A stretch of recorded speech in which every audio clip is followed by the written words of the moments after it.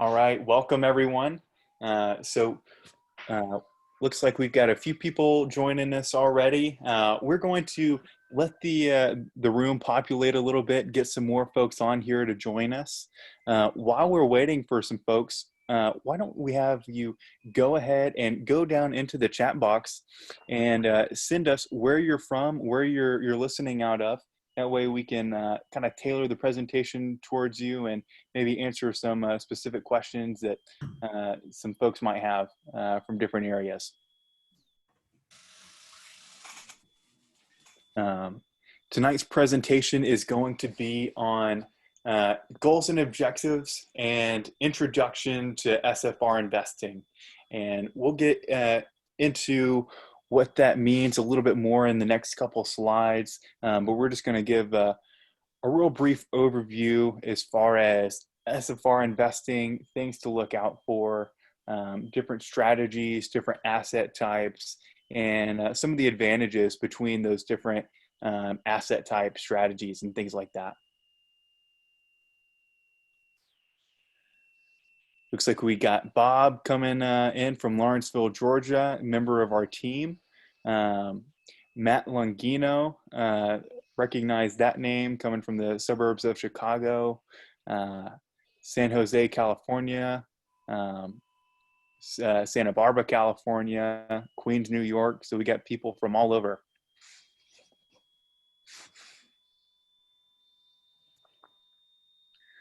Right, so it looks like we've got quite a few people in the room now. So we'll go ahead and move on to our next slide and introduce our first presenter.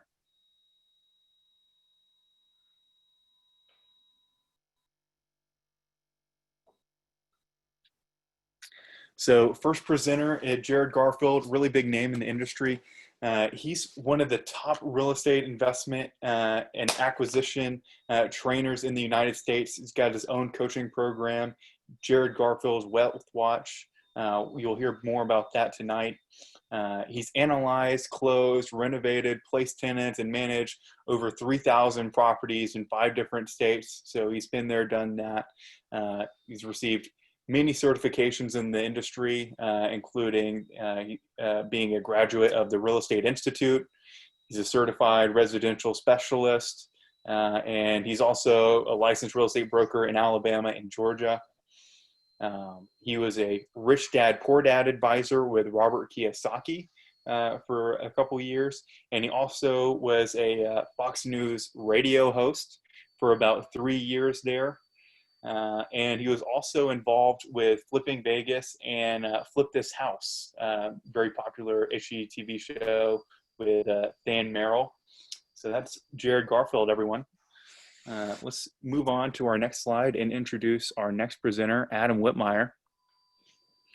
So Adam is the founder of Housefolios services and software.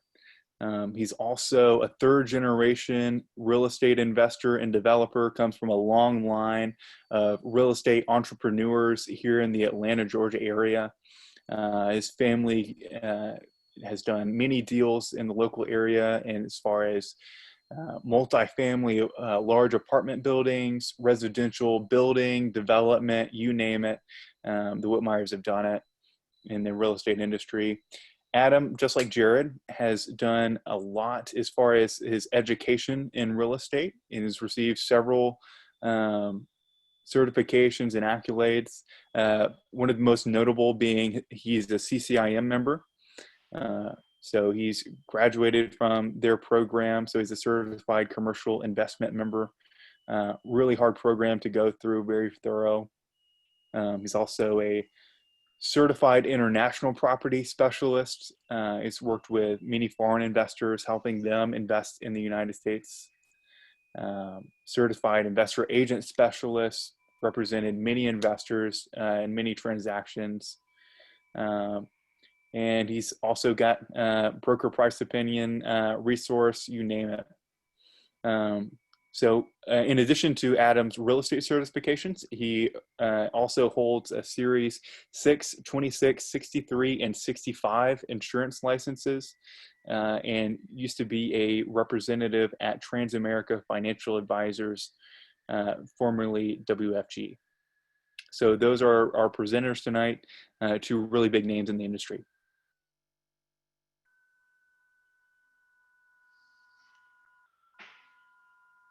Jared, do you want to start on this slide here?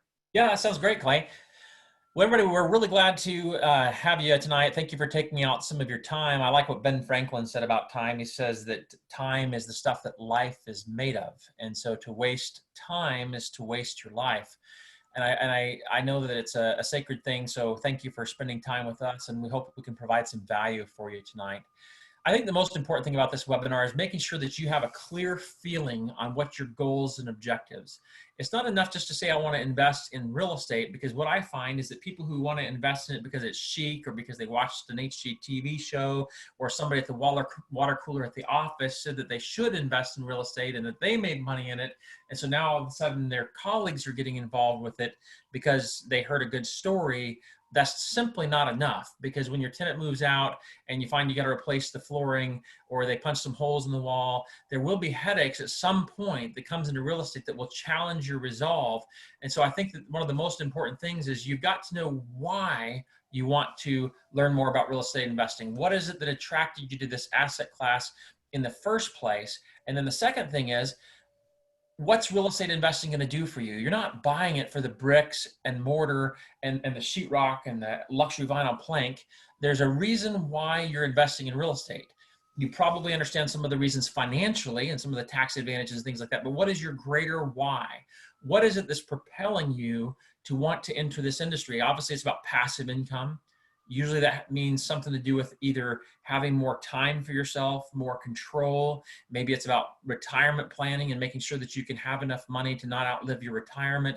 Maybe it's about diversification so that not all your money's in the stock market and it feels less volatile. Maybe it's about having something that's real, that you can touch, that you can drive by. There's a lot of different reasons, but I find that understanding your why, retiring a spouse or a loved one so that they don't have to work, cutting back your hours, having more security so that if you lost a job that you knew you could cover your basic expenses. It's these type of reasons that keep us focused to move forward and to continue to excel in this. The next thing that you've got to be able to decide is, how important is this truly to you?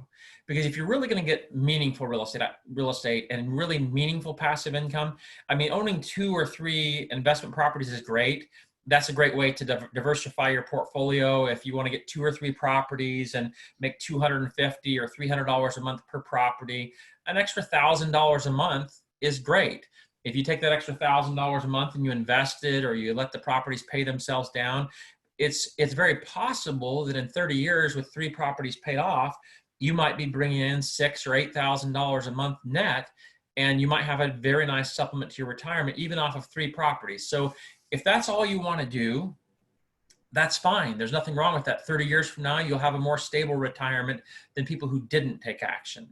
However, I don't believe that over the next 20 or 30 years that $900 a month in passive income is going to really be able to get me where I want to go. I'm more interested in having a $10,000 a month passive income. That, in most of the clients that I coach are looking more for that. And sometimes that takes 1031 exchanging and doing some different things a little bit differently. You have to learn to be able to play at a higher level. But you've got to be able to decide what it is you want and how important is it for you, because it means that you're going to probably have to turn off the television. You're probably going to have to make some weekend trips into some investment markets and check them out. You're going to probably have to spend time on the phone talking to property managers, talking to turnkey providers, researching the market, sitting in on webinars like this. And if you're willing to pay those prices, you can gain a very clear game plan with very specific goals. Things like an investment policy statement, which we train on and help you to develop an investment policy statement that says, I'm going to own this many properties, and if they appreciate by this much, then I will 1031 exchange and roll them into multifamily properties. So having a clear game plan of what you're doing, when you're doing it, by when you're going to achieve them, so it's a smart, actionable goal, is really important. And then the fifth thing that we like to talk about is we're going to do our very best to show you how to invest successfully, but you need to know exactly what you want to be able to accomplish in order to be successful. You can't rely just on somebody else. We like to be able to teach you everything that we know, not because you need to do what we're doing because you have a full-time career in something else and you want to stick to that, but at least if you know what we know, you can make a more active participating role in your acquisitions to make sure the properties you buy really meet your investment objectives and that you don't have disappointment along the way. Jared, those are really, really important, really good comments. And I think it's important to make sure that, we started with the goals and objectives. I know you've heard it 1,000 times. There's no real secret sauce. So please don't discount this part. It's very important that you have a clear outcome and a clear objective. Like Jared said, all we're going to do is we're going to do our best to give you the tools. We're going to show you how to do it, how it's done. Jared and we live this, breathe this every single day. This is what we do full time, and we've done it full time for a very long time. I feel, our lives have been blessed significantly, and we get to live our dreams and do the things that we love because we had to figure out, how to invest in real estate, how this works. And, it took a while to get there. So please don't discount that. We want you to have clear, specific goals. And then we're going to jump right into showing you how to get there. So let's go on to the next slide. All right, here are the three things we're going to talk about tonight. We're going to talk about investment strategies. This is an SFR single family presentation. We're going to talk about single family product, single family residential. Investment strategies around that. We're going to talk about single family asset types, different type, how they're classified. And then we're going to just do a high level dive over markets for these different strategies and how different strategies work differently in a different market. Next slide, please. Okay. So here basically, this is the agenda again on investment strategies. We're going to let Jared's going to go into the first one. It's going to be fix and flip, but here's 4 basic strategies: fix and flip, BRRRR. Some of you have heard this, some of you haven't. I just want to let you know this is a really cool acronym. The strategy's been around for decades. The acronym has not. So I think this is new, and a lot of you guys hear this online. We're going to break it down for you and talk about what it is. Then we're going to talk about buy and hold. Then we're going to talk about build to rent, because build to rent right now is exploding. So we're going to talk about that. I know BRRRR is exploding, and everybody has heard probably before, if you've been in real estate long enough, fix and flip and buy and hold. And Adam, I might be kind of opinionated, but I think one of the things you'll get from us too is we like to give you the unvarnished truth. We're going to tell you the pros and cons of each of these strategies.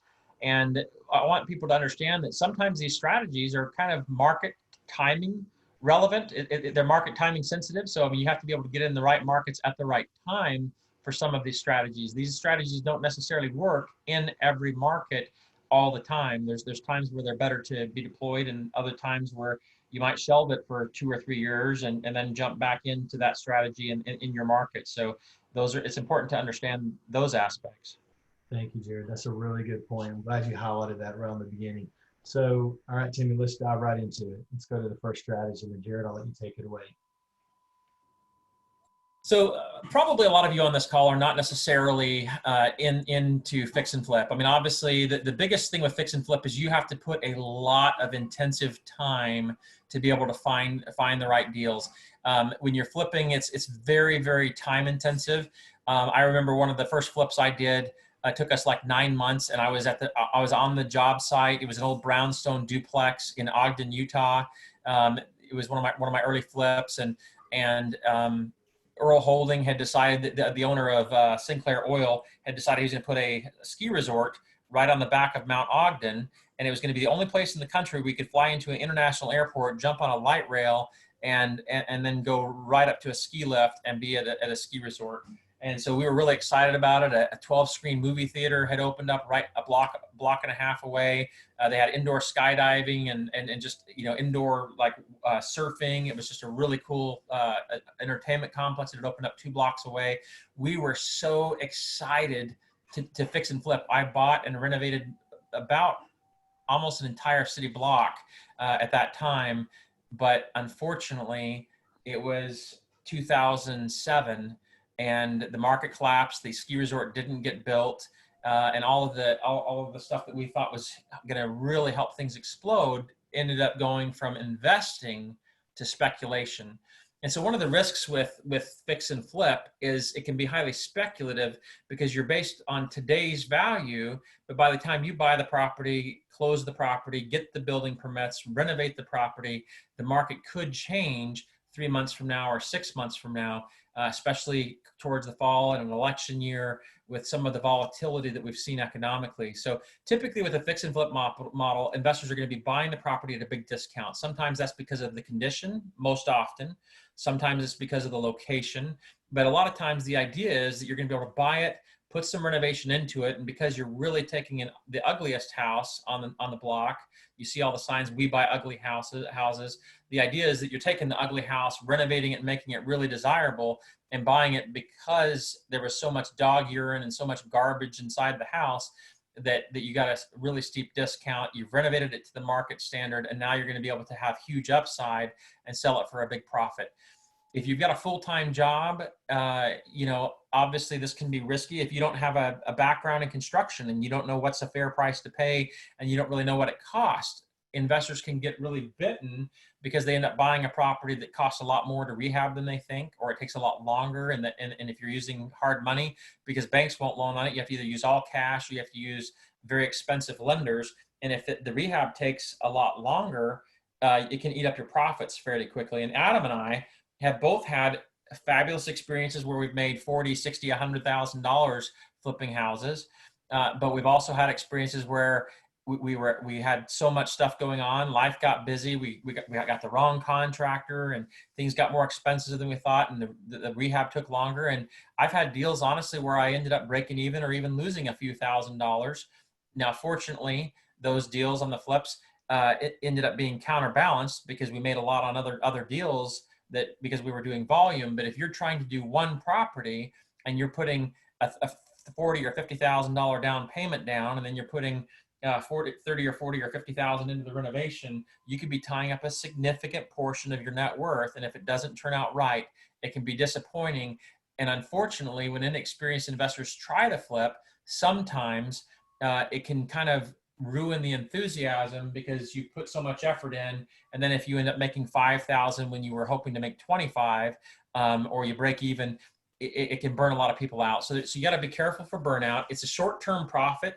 You're taxed at income tax rates, and so even if you make a $30,000 or $40,000 gain, a decent chunk of it can get eaten up in taxation. However, one of the real advantages of the fix and flip model is if you're getting tighter on your down payment funds, if you did make a $30,000 or $40,000 profit on a flip, you could roll that into buying some single family assets or some small multifamily assets because it gives you more down payment.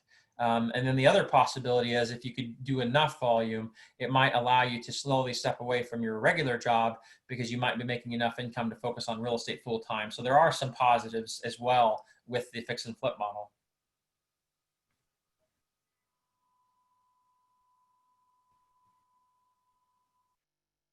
Awesome. Wonderful. So as you guys got to hear a little bit about fix and flip, and I know everyone's seen a show, Flip This House or Flipping Vegas, or, that's very popular. And, it's a good way to build up equity, but it's also a lot of work. And the next strategy is what's known as the BRRRR model. BRRRR is simply buy, rehab, rent, refinance, and then repeat. So this is a little bit different than just buying a property, particularly if you're buying a turnkey property and managing your property manager. This one requires a little bit more work. You're going to start the process similar to the way you started the fix and flip. You're going to buy a property that needs work.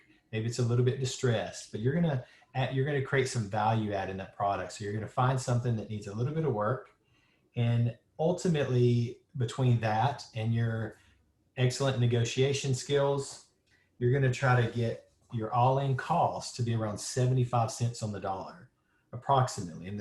And the reason people use that number today, again, first of all, let me clarify, I'm not a loan officer and I'm not a CPA. Jared's not a CPA. We're not attorneys or tax consultants.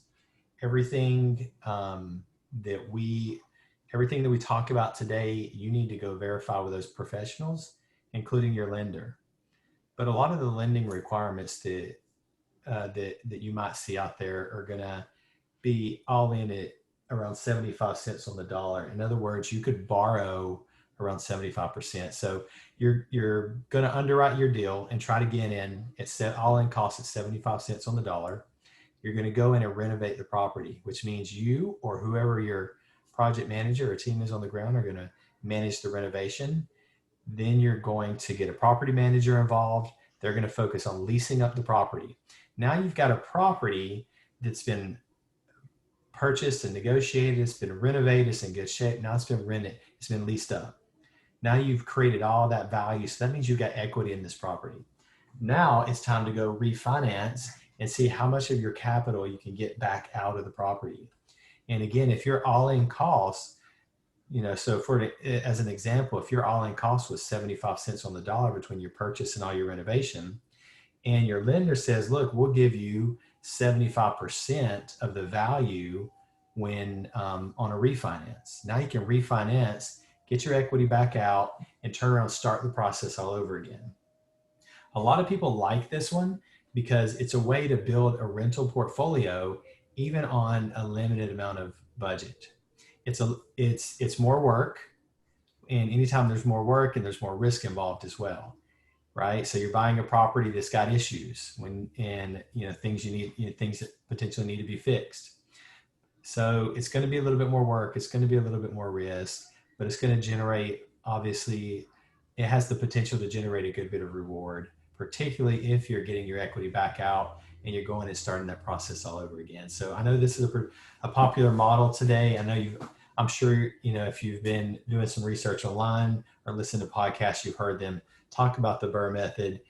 This is often what full-time real estate investors do. Adam, one thing I'd like to interject here, and I'm really glad that somebody as credible as Warren Buffett says that he likes to be contrarian and he likes to go the opposite of what the market's doing, and that when the blood's in the streets, that's when the opportunities are, and you should buy when everybody else is selling and they have fear. Because I'm going to be a little contrarian on the BRRRR method, and I think that now that Warren Buffett's made being a contrarian popular, nobody will find me too terribly disagreeable or argumentative. I love the BRRRR model, but again, I want to say that in most markets across the country right now, where it's a very strong seller's market and properties are selling for $10,000 and $20,000 and $30,000 above price, and they're getting 20 and 30 offers on a property.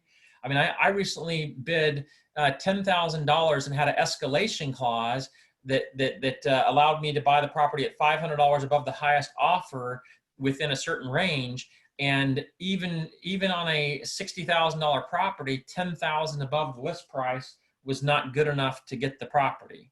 And so my only point being, this just simply doesn't work. We can talk about all we want. It's great to be able to get a huge following and get people excited about real estate investing because it sounds so good. And I'm not saying it can't be done. And you could live in any market. And if you spend enough time, everybody can find a needle in a haystack every once in a while. But what I will say, even for me as a full-time professional investor, it is getting harder and harder to be able to find the kind of inventory where you can do this. Even when we buy the very best deals for ourselves to hold right now, we're usually still leaving 10 to 20% of the down payment, well, 10 to 15% probably of the down payment still in, because even the appraisers are getting so conservative on their appraisals because of how much the market's gone up. So this works great in some cash flow markets. There's a lot of markets where this still does work very successfully, but there's a lot of markets where this doesn't work right now. That's right, Jared. Thank you. It's a good point. Let's go to the next slide. All right, so you want me to talk about buy and hold? Yes. I like buy and hold. The thing I love about buy and hold is this is where long-term wealth is building. I mean, if you're going to hold a property and let the tenant pay it down, you're going to be able to make some really, really good money. I personally believe, after all of my real estate investment experience over many years, having owned I've bought properties for $8,000 to $10,000 that were surrounded by a park. They had walking trails and tennis courts, and they were just old, small, cheap houses that I would have considered D plus to C minus, and I bought them for 8,000 to 10,000 and put 15 to 20 into them, and I'd be into them for 25 to 35,000, and they were rented for $900 a month. I've owned that all the way up to A plus properties close to the country club that rented for $2,000, $2,400 a month. And I will say that for the buy and hold model, I believe that your B class assets and better, so B is in Bravo, B class and better is what I like the best for buy and hold, because the appreciation over the long term does a lot more for you than the cash flow. But the cash flow does give you some really good residual income. It's a good hedge against inflation, because if the dollar starts to be devalued by quantitative easing and loose fiscal policy from the Fed, which is what we're having a lot of right now with the Federal Reserve their balance sheet hitting 10 trillion. Right now, the dollar's been dropping in value. We've seen gold and silver starting to jump. And so you're still paying down the mortgage in the dollars at the rate that the dollar was when you put the mortgage on the property. So even if the dollar buys a whole lot less, the mortgage company still has to take your dollar. So it is a good hedge against inflation. There's huge tax advantages because you can depreciate the asset, which offsets often much of the gain of your monthly income off of the property. Your mortgage interest is one of your best tax deductions right now. Certainly there's management and maintenance expenses that can be deducted, sometimes travel expenses to the property. If you buy assets in areas that are close to areas you'd like to go on vacation, like Florida, you can certainly check on your properties and then go to the beach, and you'd be able to potentially write off a portion of that trip. And then one thing that I love is, as soon as you can get your income to be 51% from your real estate properties, and you're spending 51% of your time on real estate investment type activities. And again, I'm not a CPA and I'm not giving you tax advice. You'll need to get a professional, but from all the things I've studied and from my personal experience in having tax benefits from real estate, you can hit full-time real estate professional status, which allows you to take unlimited passive loss. And I have a very close friend that was a police officer who read Rich Dad, Poor Dad when I was working with Robert Kiyosaki. He became a real estate broker and quickly eclipsed the money he was making as a police officer, and then became a full-time real estate broker. And over a 10-year period, he got up to where he was making $500,000 a year passive income from his rentals. And he was paying generally between $3,500 and $5,500 a year in taxes, because the depreciation advantages and being a full-time professional real estate professional status gave him huge tax advantage. And then obviously principal pay down, as the tenants pay down the principal on the mortgage. They're literally buying the asset for you. And so that's really great. One time I was in my early 20s and I was looking at buying a $30,000 3-bedroom, 2-bath, 2-story home in Cedartown, Georgia, up by Rome, Georgia, in Northwest Georgia. And the tenant, to my shock, and I felt sad for them, but they told me, I'm really proud. Next month when I write my rent check, I will have lived in this property for 30 years. And they were very proud of that, because they felt like it made them a very stable tenant, and they were really proud that they had such longevity in one place. But the thought in my mind was, and I didn't ask them the question, but I thought, when did you decide to buy your landlord a house? And I'm sure if I would have asked that person that, they would have said, I didn't. I'm just renting. I didn't decide to buy my landlord a house and pay for a house for him. But that's exactly what they had done over 30 years. They actually purchased the home for their landlord. Wow, that's a good point. I wanted to, Jared, while we're on this slide, I would like to reiterate. I remember one thing that stands out very clearly in my mind about buy and hold was I was speaking with an investor one time. I guess he was maybe worth $200 million. He had done really well. He bought when the time it was good to buy. He bought low. His strategy is he always holds his assets for around 10 years and sells when in the seller's market. So he does all his buying in a buyer's market, sells in seller's market. So it's real simple, right? Buy low, sell high, just like most investments. Makes a lot of sense. And he corrected me on that. He said, no. In real estate, you buy low and then you hold. and then you sell high. And that's how you build wealth. And so there is a lot to be said about holding real estate long term. And there's a principal pay down strategy. You'll see some of these strategies. We admit a little bit later, but we've got a software. We actually have a real estate tech company that we put together, also affiliated with the Housefolio Services. And one of the strategies in there is a long-term hold and an advanced pay down on the principal to build up those assets so we can potentially hit a retirement goal. Adam, let me add one more thing before we move to the next slide, because you made me think of this. And that is that I don't always believe in holding a property for 30 years. Everybody thinks, okay, great, I'll buy this property and I'll hold on to it, let the tenants pay it down, and in 30 years it'll be paid off. Sometimes, depending on the market and how much the market's gone up, it may be better to hold it for 7 or 10 years. And the reason I say that is if you buy, for instance, a turnkey asset, if it has a new roof and a new furnace and a new condensing unit, a new hot water heater, well, we know the hot water heater is good for another 8 years or so. We know the roof's good for, 25, 30, hopefully. The furnace may last 15, 12, 15, The point is, if you hold for 5 or 7 or 8 years, the vast majority of your major systems that were new when you bought it are not a concern to your buyer. They're not going to discount their offer because of deferred maintenance. But if you hold for 30 years, you may have replaced those systems, some of them twice. And so it could eat into your profits. So sometimes, depending on when you get in and how much appreciation you get, sometimes it can be a great 1031 exchange at 7 or 8 or 10 years when you've got significant principal pay down, but your systems are still strong enough that it doesn't hurt you when you sell. Good point, Jared. Next slide, please. Okay, build to rent model. This one's important to talk about right now is, because we're in a strong seller's market. And Jared mentioned earlier that you can't do all things at all times in all places. Different strategies are for different times and different places. Build to rent is a strategy for today. So timing wise, most of the markets are seeing a lot of appreciation. Nationwide, there's huge housing demand. So when you're in a seller's market, you typically want to be selling. And I'll give you a good example, but Jared and I, when we worked together, I guess during the last recession on a few projects where we were both working in the same market. We're working in Atlanta, saw a lot of value there.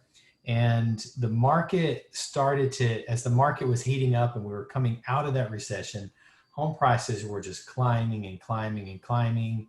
Cap rates, at one point, we would only buy cap rates on 1990 and newer properties if it were 13 or better. And then once they dropped below 10%, when you couldn't no longer get a 10 cap in the Atlanta market, you saw a lot of groups and a lot of investors just kind of get out of the market. And that cap rate kept dropping and dropping. And it's not good or bad. I just want to get an example of different types of strategies with different places.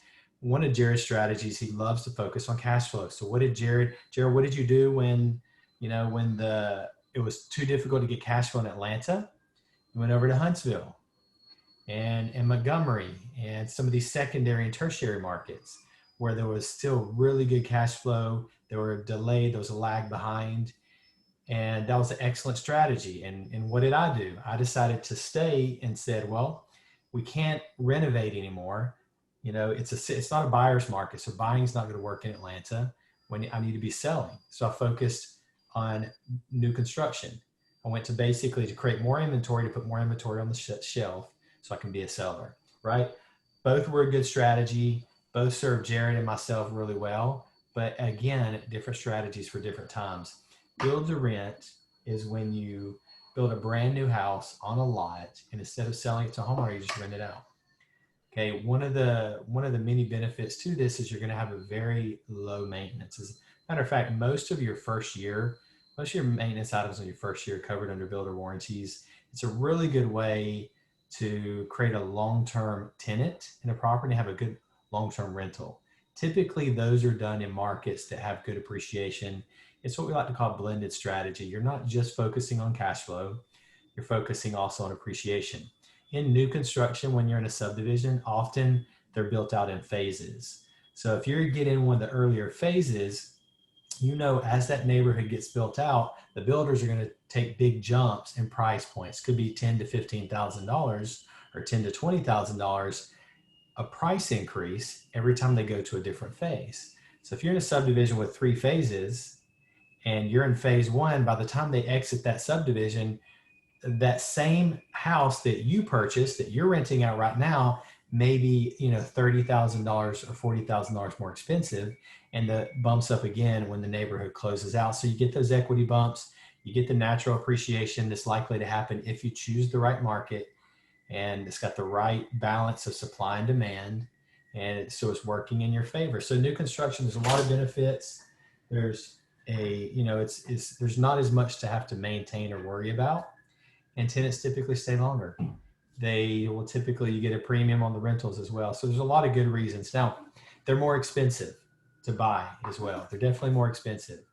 If you're in a situation where you're still trying to build your net worth, remember what Jared said earlier on, that you want to focus on B class properties in markets that are appreciating. How do you know if a market's appreciating? Well, it's typically growing in population, or it has some type of job growth, or it's in an area that it's just in an area that people want to live, they want to move to because of the jobs, or because of, something else in the area. It could be affordability, a lot of different reasons, but you want to be in a place where people are moving to. And build to rent is a very popular model right now. As a matter of fact, we're not even doing a lot of individual build to rents. We're doing entire build to rent subdivisions, and then we sell those subdivisions off to just one buyer. And that's what's happening right now. There's such strong demand for rentals. It's a great strategy. We definitely wanted to hit on this one because this is probably one of the more popular strategies in most of your major markets in the country right now. Jared, did you want to mention anything about that before we move on? I think that one of the things right now is it's almost becoming one of the only plays that people can do in many markets, because with the moratorium on foreclosures that we've had since March, the amount of distressed inventory that there is just not out there. And so if you can get strong appreciation homes in very good schools with more professional tenants that appreciate a little bit better, this can be a really great play. And I think it's a good time to diversify your portfolio. If you have some C+ type assets, B- that are older in older neighborhoods, to get something new like this, it's a great time to get a B+ or A- type of asset right now, due to where we are in the market cycle. There will be great opportunities again as the foreclosures open back up. I think we'll even see maybe some better deals than we've seen in a few years once the inventory starts to hit. But I love the build to rent model right now. Jared, I wanted to, while we're here, we did have a couple of questions about that. One is, are we concerned about rising prices in construction materials with the strategy? And, of course, yes, and that's, construction prices are going up, and that's because demand, one of the reasons demand is high. There's, a lot of, and not just that, a lot of manufacturing has shut down because the people are too close to proximity to meet government regulations.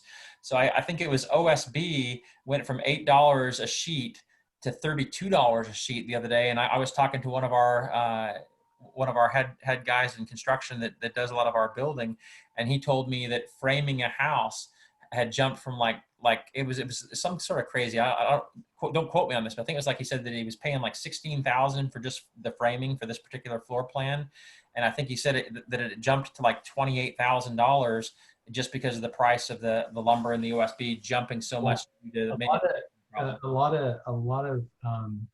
lot of framing packages, I think even out here, jumped to around $14,000 just because of the cost of materials. So it is going up. It is more expensive. Again, for us, we're if we're looking at it from the standpoint as a buyer, that's more of an issue for a lot of builders and homeowners. I get it. It just means there's properties that aren't going to work for you. It's just going to shrink your inventory. That's always going to be a challenge. You're always going to be challenged to find the deals, and you just have to be ready to move fast. In a market like this, you have to be able to identify a deal quickly, and you have to be able to move quickly on a deal. We have a question also about whether Texas is a growth market. Texas certainly is a growth market, but that's also depends. I wouldn't necessarily say the whole state of Texas is a growth market, but generally Houston, Dallas, Austin right now is one of the fastest skyrocketing markets. The concern I have with Texas is it's been going up for so long, like a comet, or a rocket, that at what point is Texas going to start to correct or to slow down? And you don't want to buy too close towards the top, but absolutely it's a good growth market. And if you bought in Texas 7 or 8 years ago, you will have done extremely well. Right now in Texas, there's still good build to rent stuff. There's still good duplexes and fourplexes that make really good sense. But Texas is a strong growth market, one of the best examples of a growth market. Jared, that's a good lead in for us to move in and start talking about some actual markets and some market information. And let's go over to the next slide. Let's talk about, the different markets a little bit. So if you think about single family assets, I'm going to cover this and then we'll dive into the markets, but there's single family detached townhomes and 2 to 4 unit multifamily. Next slide, please. We're going to try to move a little bit quicker through this so we can through this part, so we can get into the markets a little bit more while we still have some time. Single family detached is probably the most popular. I mean, think about it. Unless you're just downsizing and you do not like to take care of a yard or maintain a yard, which again, technically most people pay somebody to cut the grass anyway, so it doesn't matter. This is the most popular type of home. For baby boomers, or even though they're downsizing, this has been popular. For millennials who are now turning 40, and even though they're renting a lot, now they're buying homes. And so ultimately, a single family rental, if you had the option of both, you'd rather go into a single family detached as opposed to a townhome in most cases, right? So they typically appreciate better, they're more liquid, and they're very popular, and they're way more liquid than multifamily. Next. Townhomes. And townhomes are typically, and Jared, you can jump in here as well, but these are typically in more dense areas, and they're going to be a little bit more urban. And let's talk about the gorilla in the room, right? People are running to the suburbs right now. High dense areas are not quite as popular. Doesn't mean townhomes can't be popular. There's a lot of townhome neighborhoods that are actually being developed in suburbs, because you have what's one of the more popular types of development right now are called mixed use. And so people are building mixed use developments that have all the amenities that you want in an area, and then you can still get some density like townhomes. And often, again, if you don't want to take care of the yard or the exterior, HOA can do that. They're much more affordable. You get good rents. You have to be careful though. Just like other single family home subdivisions, these particular townhome subdivisions will oftentimes can have more rentals, and typically most subdivisions governed by an HOA have rental restrictions beyond a certain percent. It could be 10%, it could be 20% of the homes. You got to be careful when you're buying in a subdivision with an HOA. You just want to make sure that you're within those limits. Jared, did you want to say anything about the townhome or the?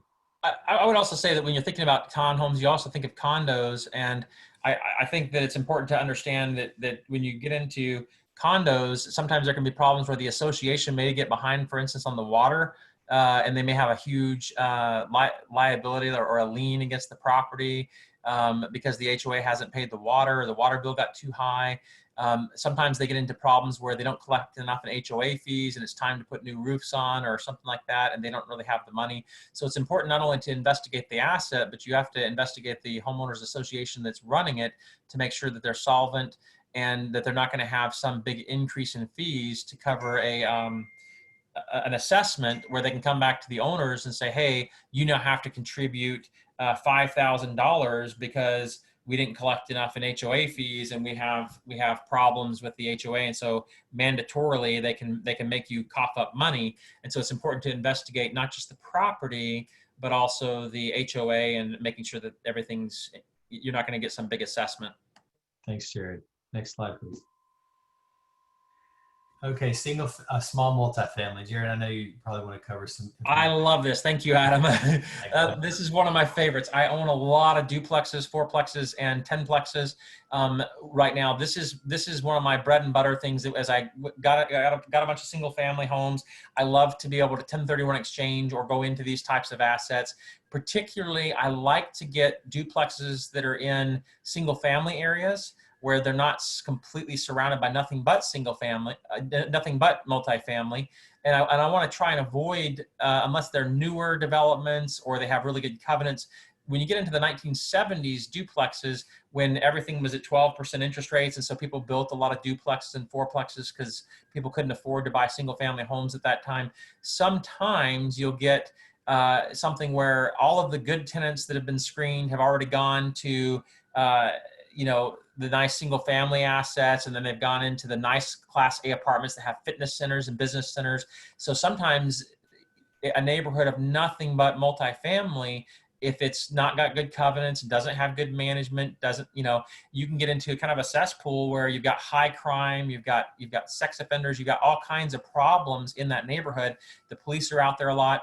And Adam and I did a bunch of deals in like 2007 and 8 in a place called Conyers, Georgia, where we thought we were just getting smoking deals. We were buying fourplexes for $35,000, putting 40 into it, and they'd be at like, we'd be in it for like $78,000, $80,000, and they'd be bringing in like $3,200 a month, and we thought they were fantastic until we started having all kinds of tenant problems. So you want to make sure that when you're buying small multifamilies that you're in this kind of C+, B minus B kind of category, that you're in nice areas where you're buying in the cheapest area of a good school district, for instance.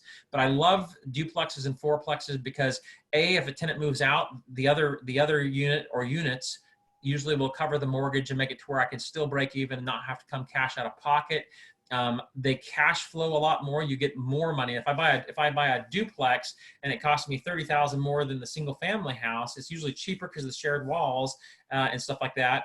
But what I love about it is instead of buying a single family home for about the same price and making $300 a month, on a duplex I might make $600 a month. On a fourplex I might spend 40% more or 50% more than the single family house, but now maybe I'm making $1,200 a month instead of $600. So you can get more cash flow more quickly. And if you're doing loans and you only have nine loan slots to fill because you own a primary residence, sometimes duplexes and fourplexes are good to use for those slots because you can get your cash flow to a higher amount more quickly. Jared, and if you think about it, this strategy as opposed to like a build to rent strategy really illustrates the difference between just some of our personality as well. Jared really does a great job accumulating cash flow in properties that focus on a lot of cash flow. Whereas, I tend to like single family homes. I like the appreciation that comes from single family homes. I like the fact that you can hold it and it kind of grows over time.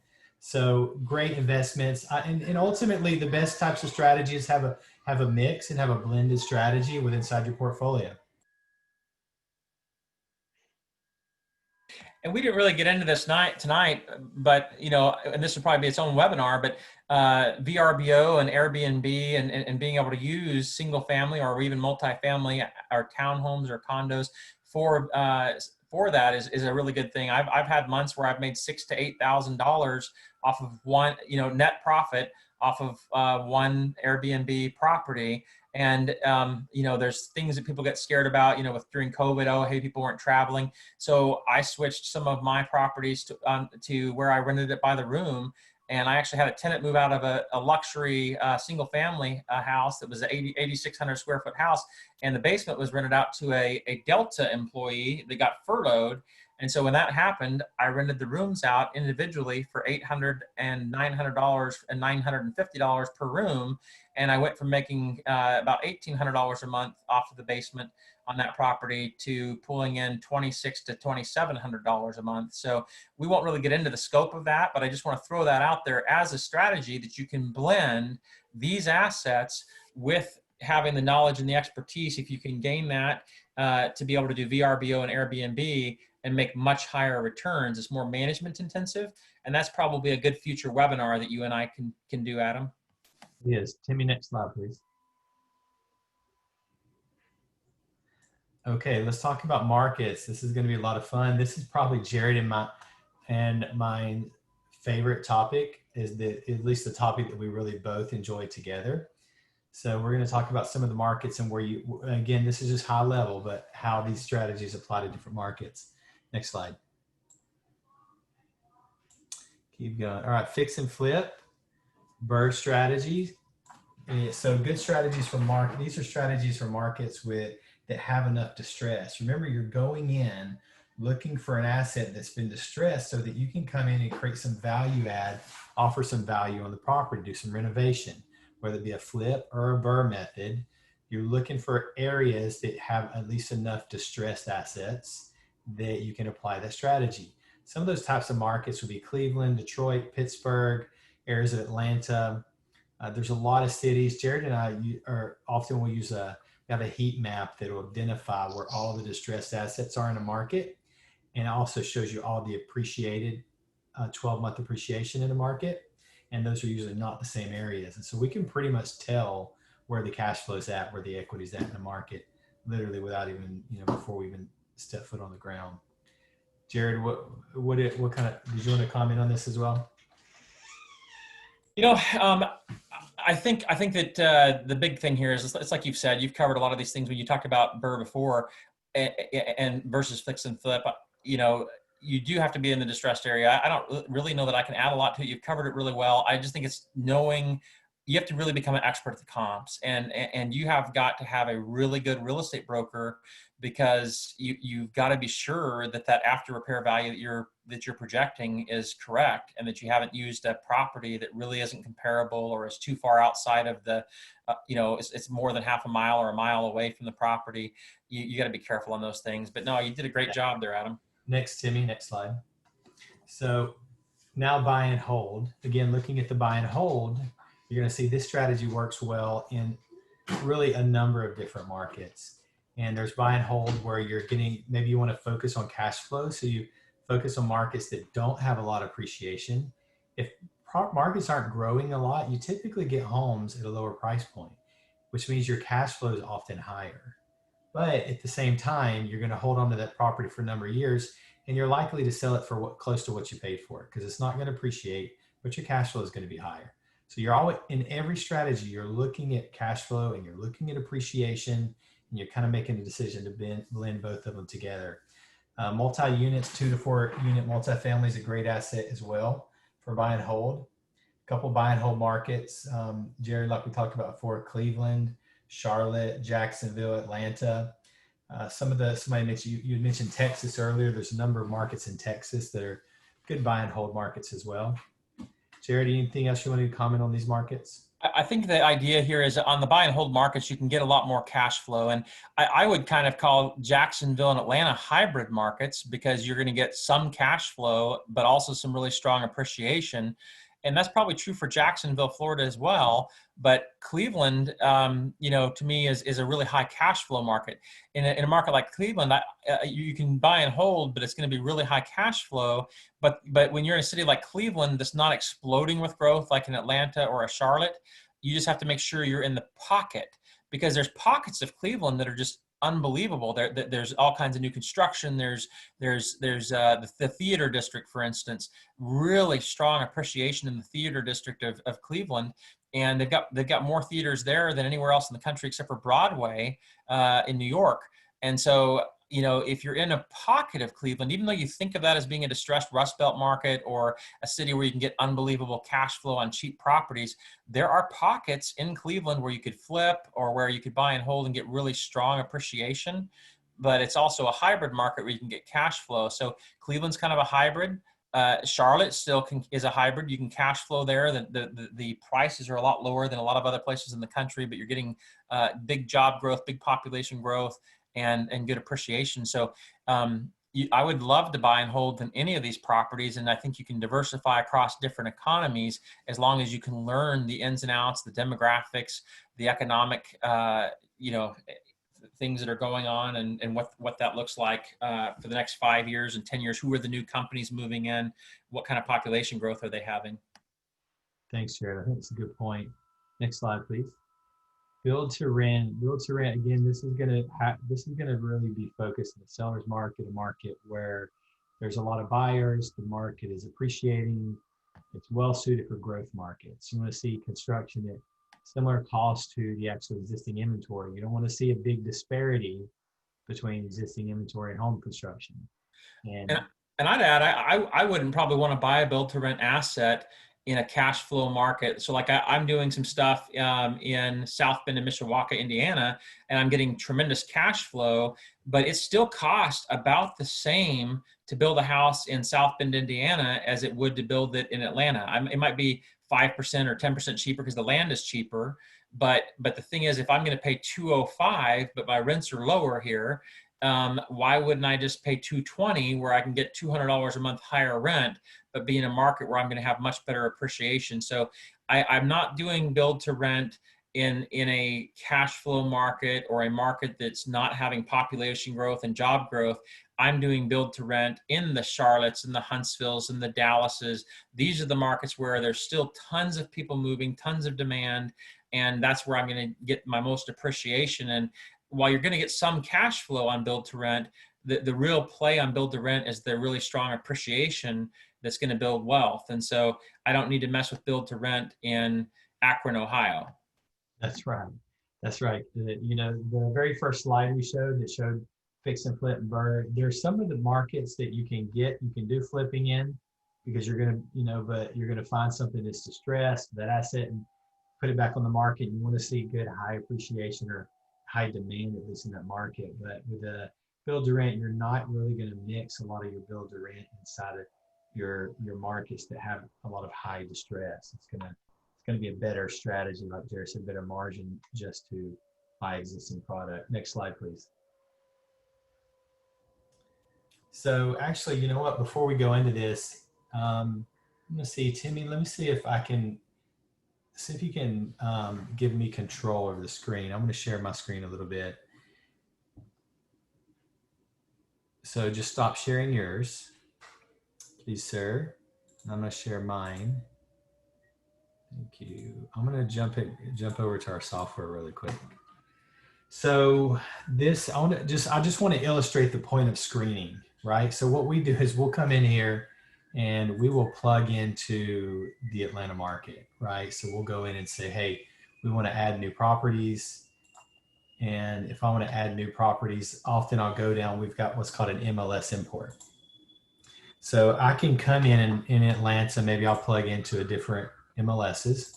So I'm going to plug into the Georgia MLS. I'm going to put in what type of properties that I'm looking for, and then it'll import. So if I'm looking for properties in a particular city, a particular county, I can pull in all the properties. Let's say if it's 100 or 150 or a couple hundred properties in a particular location that fit a buy box that I'm looking for. And so I'm going to use this. I've got these portfolios over to the left. This first portfolio is called screening. And I'm going to have this portfolio under screening. And it's got 48 properties in it. And of those 48 properties, the average cap rate is about 5.25. It's not very good. So what I want to do is, so let's say if I just pulled these in, I'm going to come in here and I want to filter, and I can filter by all these different categories, basically strategy, location. Let's do financials. I want to find something. What was my cap rate set, or very low actually? Let's see if I can find something that's got an 8 cap. Obviously that's too high. Let's go 7 cap. All right, so I filtered 48 properties and I found the 8 properties that look like they're the best cash flow. Now my average cap rate is 7 and my cash on cash is 9.5. It's getting closer to 10%. These are new construction properties, by the way. We're not even looking at existing. We're just looking at new construction, cash on cash, 9.5%, 9.6. You know, so these are really good returns. And again, we use this software to plug into the MLS, or if we get a large list of properties, it pulls in data, shows us all the financials, and we can click quickly within minutes, narrow it down. Now, these are the 8 properties that I want to go to in underwriting. And so this is kind of what we use. We used to use spreadsheets a lot, and eventually we've just built our own software, and we use this software to filter our deals and analyze those deals. Timmy, I'm going to give the screen back to you, and let's jump back over to that last slide. You know, I want to kind of illustrate, or at least kind of talk about, you know, what we can do to help, right? Timmy, you want to take the slide back? Go share your screen again. Thank you, sir.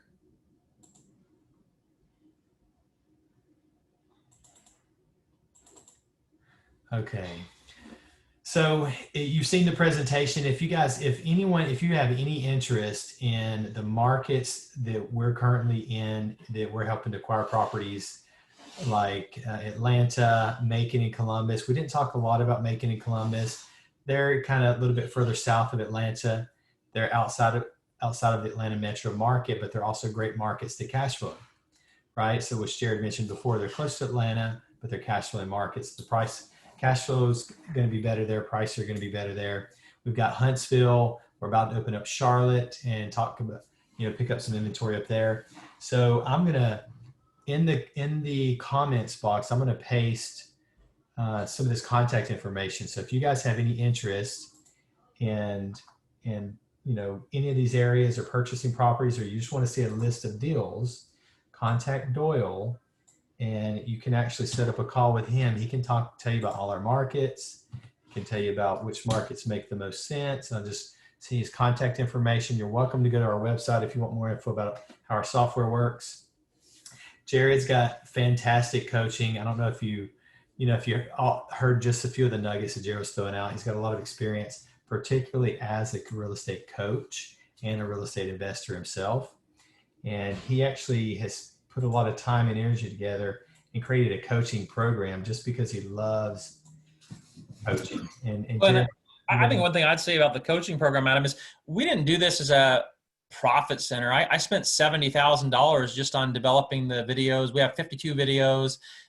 We've got homework assignments and case studies to where we're making you dig in and do the work to be able to learn the things that we know, because, one of our co-founders that's on the board of directors with us for this Housefolio software, Rob Fuller, and we did 400 homes in Alabama in 2 years. And there's just so many things you learn from doing the volume of doing over 3,000 deals that you just can't. We tried to encapsulate everything that we learned, all the frustrations we'd had, the losses, and give you case studies and things where you could study it out and learn it for yourself. And then we do a 1 hour group call once a week where I'm coaching you, working with you, trying to help your goals. This is not for everybody, but it's only $499. We're not really even recouping the investment into the program that we put together. It releases a new module each week. The idea is for us to work together, for me to be able to listen to your goals, be able to hear what you've got in a small group setting, answer your questions, and just analyze properties together, discuss the properties, talk about the pros and cons of the markets and of the properties as you go to buy them so you can buy with confidence. There's a lot of work that goes into it. And quite frankly, we put the $499 price on there because we got tired of people, signing up saying they would do it, and then they wouldn't do the work. And we didn't really have anything to talk about because they hadn't kept their commitments to themselves to put the time and effort in. But it's an incredible way to supercharge things and learn a whole heck of a lot faster. And we'll analyze the deals together and crunch the deals, and it covers everything you need to know to really, whether it's market cycles, market selection, knowing how to analyze the markets and the sub-markets, whether to do A class, B class, or C class properties, what your product mix should be, what your investment statement should be, how to interview and analyze the property management teams and the construction teams, and what questions to ask to make sure you're comparing apples to apples on the rehab scopes on each of the properties you're thinking about buying, and being able to tell where the market might go, which markets are going to likely go up the most and have the most appreciation. All those things are really important. So we do it over a 5-week period. So it ends up being less than $100 a week. And our clients that go through it usually get properties 3 to 4 times as fast. They end up building a bigger portfolio faster. So it's there if you're interested. We're happy to help. Yeah. But we kind of limit it to about 10 people per 5-week session. So it's not for everybody, and we don't have the time to help everybody. But if you really want to get ahead, we're happy to spend that time with you. Thanks, Jared. We definitely found that the more that we're able to help kind of our investors and coach them a little bit, hold their hand, they actually do take action more often to build their portfolios quicker. And last of all, I'll put my contact information in there as well. If investing in single family homes is just kind of a drop in the bucket for you, or maybe you're not sure, or you want to do something, you're interested in maybe doing something bigger, you've got more capital to invest, or you want to think outside the box a little bit more, schedule time with me. I'd be glad to talk about, some of our strategies and kind of look at your specific situation and see what we can do to help you to kind of grow and to build your portfolio or take advantage of some of the opportunities that are out there and whatever capital that you've got available that you want to put to work for you in the market. So again, we appreciate the time we spent together. Let's go to the last slide, Timmy. We want to answer, there's a few questions left we'd like to answer. We noticed that we got a few questions I don't want to miss. And one person asked about different types of markets and which ones are B class markets, which ones do we like. And again, focusing on, C plus or better product is what we like to do. The more down you grade the property down closer to a D, the stronger the operator you have to have. You're really at that point relying on the operator and the operator's ability to keep the property rented, keep the maintenance cost down, and keep the turnover down, and keep collecting those rents. So another question is about price points. So okay, what about one question was, in a portfolio, if you're buying properties, what if you buy half of your portfolio is A class, half of your portfolio is B class properties? And again, Jared, how would you answer that question? I've got my answer, but I don't want to be just the only one talking. Sorry, Adam, repeat the question.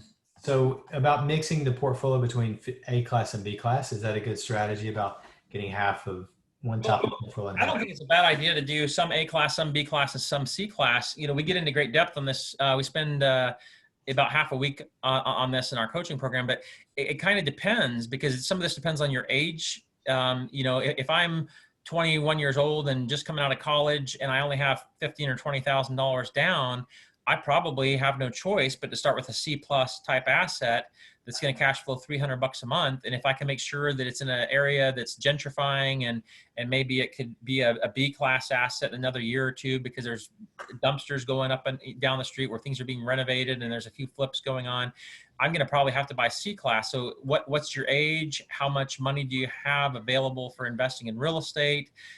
What kind of passive income are you looking for? What's your time horizon before you're going to need to be able to live off of the passive income, and stuff like that? What other income sources will you have at retirement? So there's a lot of things that go into that. So we develop a real custom investment policy statement and help you really dig through that stuff, because the answer really depends on your individual situation. It's not a one case fits all. Some people I have that are doctors, even though the returns are not very good, they just say, you know what, I want build to rent and I want A class properties and nothing else. I don't want to own anything that I wouldn't be willing to live in. And that's a great thing for them. And if you're making 400, 500,000 a year, that's probably a great strategy. But if you're looking to quickly grab a bunch of assets, maximize your cash flow, and then in 4 or 5 years, 1031 exchange into bigger, better assets, you can always go from C class to B class through an exchange after some appreciation and paying down some principal. So it just depends on you individually. It's not the right solution for everybody. We just have to spend a customized thing and help you get the strategy that you think is best for you, and cover the pros and cons of each. But if you're only A and B plus, I think that you're maybe being a little too conservative, and you might want to mix in some higher cash flow assets, as long as you're in a good neighborhood where you can see strong appreciation. But again, it's going to depend on those factors. Jared, and we got one question is, do we have our own property management teams in the markets we talked about today? Yes, we do have property management teams and affiliates in pretty much, I think, almost all the markets that we talked about today.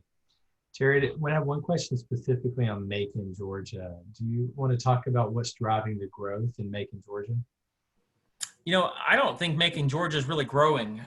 There's some revitalization. The downtown's been renovated. There's a lot of nice new restaurants downtown. You've got Mercer University in Warner Robins, which is kind of a suburb of Macon. You've got a major Air Force base right there. I think there's a ream plant that does some manufacturing there. Macon's just a great cash flow market. And from the southern suburbs of Atlanta, you can get there in about 50 minutes. So it's close to the airport. It's close to a lot of the transportation and logistics jobs on the south part of Atlanta. But it's not really a growth market. It's not really you do see some appreciation just because demand is high and supply is low. But you can buy new construct. A lot of our clients have bought new construction build to rent properties for 115, 118 that rent for about $1,000 a month for new construction. And so it's a great cash flow market, but there's not really a lot driving it. It's just a stable. There's some state jobs, government jobs. It's just a stable market. A lot of insurance jobs are there, but it's just a stable market, not really growing. So to recap what we talked about today, Jared, in Macon, you're not going to be doing a lot of new construction in Macon, I take it? You're going to be focusing on some of the buy and holds and cash flowing properties, right? Yeah, and some build to rent. I mean, we've got a relationship with one builder down there that builds a lot in the Macon area, and $118,000 for new construction is not a bad price. So yeah, you're exactly right. It's going to mainly be rental resales and some turnkey maybe, but certainly we do have one option for build to rent in Macon that's really strong. That's excellent. If you can get build to rent in a cash flow market like that, I think it's going to do really well. It's really hard to pull off the numbers to make those work. So if there's occasionally you find a builder that's been able to do it, and that's excellent. It's very helpful.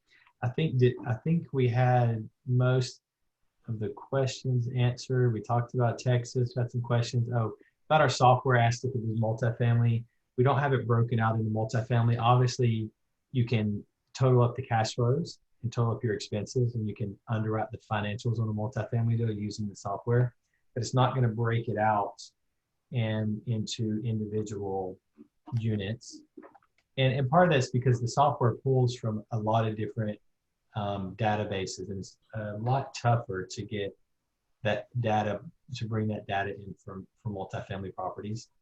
It's hard to get databases that have that kind of, a lot of multifamily data in an area. And I think that's it. So again, if you're looking for multifamily, again, you can underwrite it in the software. You can search for multifamily in the software. There's access to a lot of different products in a lot of different markets. Just so everyone's aware, we've got 6 of these. We're going to do them every 2 weeks. And it's going to talk a lot about basically what we've learned about investing in real estate. We're going to continue to open up markets across the country, and we focus on different markets at different times. We just feel like that the industry needs more education like this. The industry needs better technology like this. And it needs to be, to have the ability to compete with institutional buyers now that we're competing with institutional buyers in all these markets we're at. So we're hoping that the information, the resources, the tools, the coaching, and the software is going to help make you guys more competitive and help you drive and grow your portfolios to accomplish those goals we talked about. We appreciate the time that we spent with everyone tonight. That concludes the presentation. You're welcome to email us, schedule some time. You got our links, access to our calendars. Love to hear from everybody and love to hear your thoughts and hopefully we can help you move forward. Appreciate everybody's time and hope you have a great evening.